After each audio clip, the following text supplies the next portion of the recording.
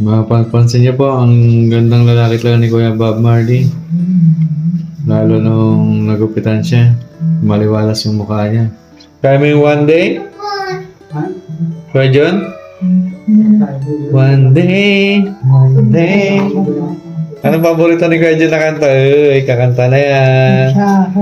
Sharon Cunita pala ang paborito mo ah. Nakakalata na ako Kuya John ah.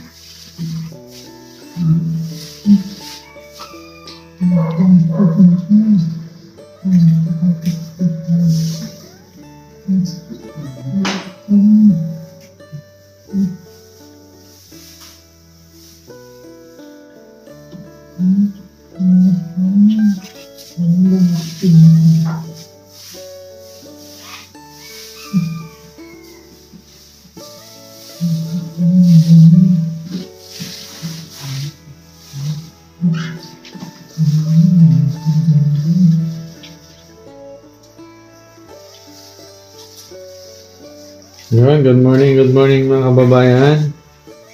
Kung update kay Kuya Bob Marley.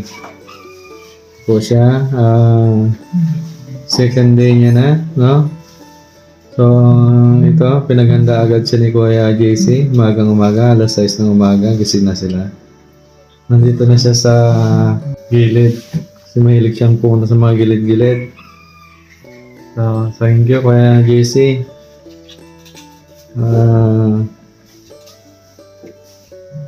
Mamaya po maliligo na siya, bibihis na.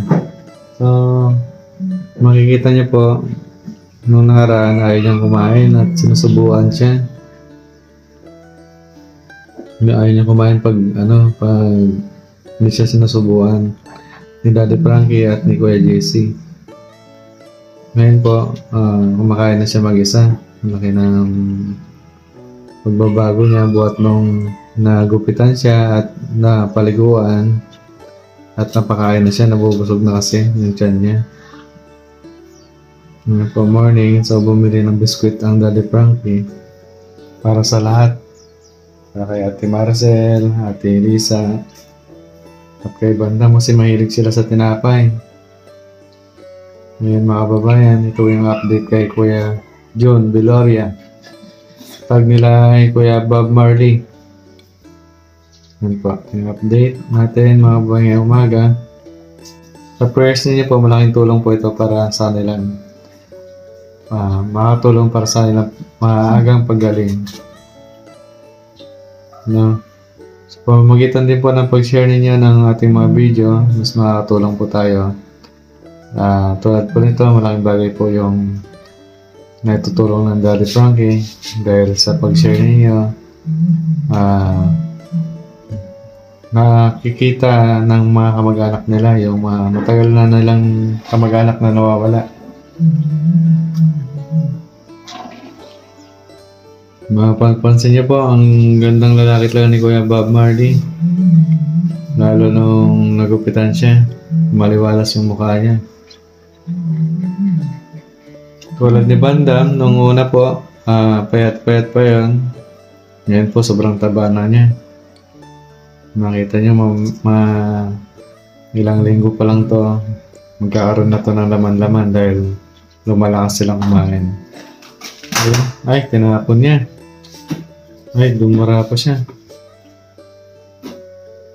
Yun po yung nila, no? Hindi natin ko-control.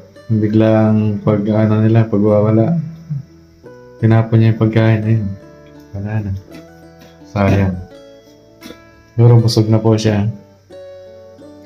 Kuya Bob Marley. Okay ka lang? Anong totoong pangalan mo po? Junjun. Anong apelido niya? Biloria. Ilang taon na si Kuya Junjun? 17. 17. Saan siya probinsya nang galing? Bulacan. Ano pangalan ng nanay? Yes. Lisa? Teresita. Teresita. Pangalan ng tatay? Biloria. Ha? Biloria. Teresita Biloria. Ang pangalan ng tatay? Biloria. Ha? Pipito. Pipito. Pipito Biloria. Anong address ng tatay? Saan nakatira si tatay? Nasa magulang pa. Ha? Sa magulang. Nasa magulang pa. Saan yun? Sa yan.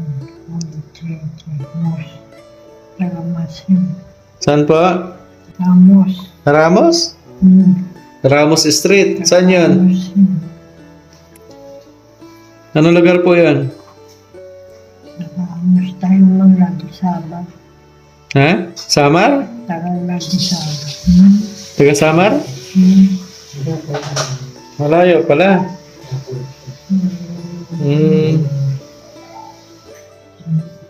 Naalala mo sila? Kapatid mo?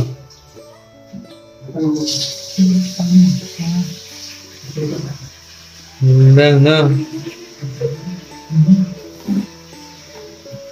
Marami. Kunti na lang po, no? Maalis na yung mga balakubak. Hindi po, kunti-unti nawawala. Araw-araw lang siya maligo.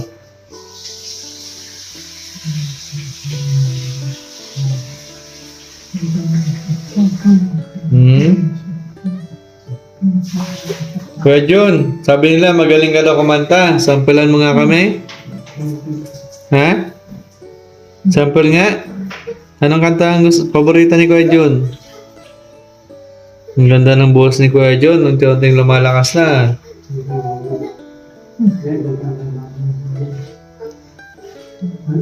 Kaya mo yung one day? Kuya Jun? One day. Tuloy mo, Kuya Jess. One day, isang araw. Hindi kumakanta na. Ay, kumakanta. You'll love like just you'll say one day. Uy, kumakanta na klase ko dyan, ha?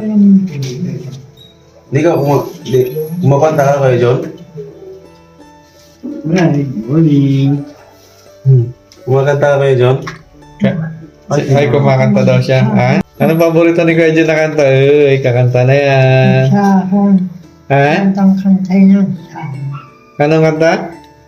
Sharon. Sharon! Sharon. Sharon pala yung paborito niya. Anong kanta ang paborito ni Sharon? Ha? Anong paborito ni Sharon na kanta? Nalihikay na. Bikang parang Sharon.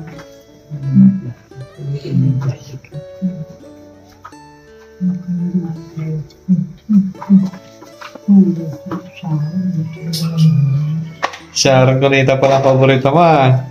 Nakakalata na ako kayo dyan, ha?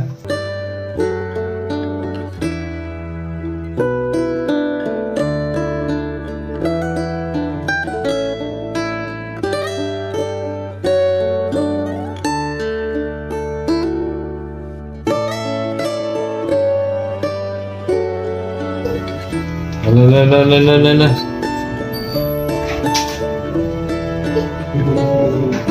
Umaga po lumabas si Kuya Jun dito sa kusina. So, open area naman po ito mga bayan. Hindi po ito nilalak lang po namin tuwing gabi dahil umaga lang po silang lumalabas. Pero kung makanta-kanta si Kuya Jun, bumubulong-bulong lang siya dyan sa ano. Hindi lang naririnig ng maayos.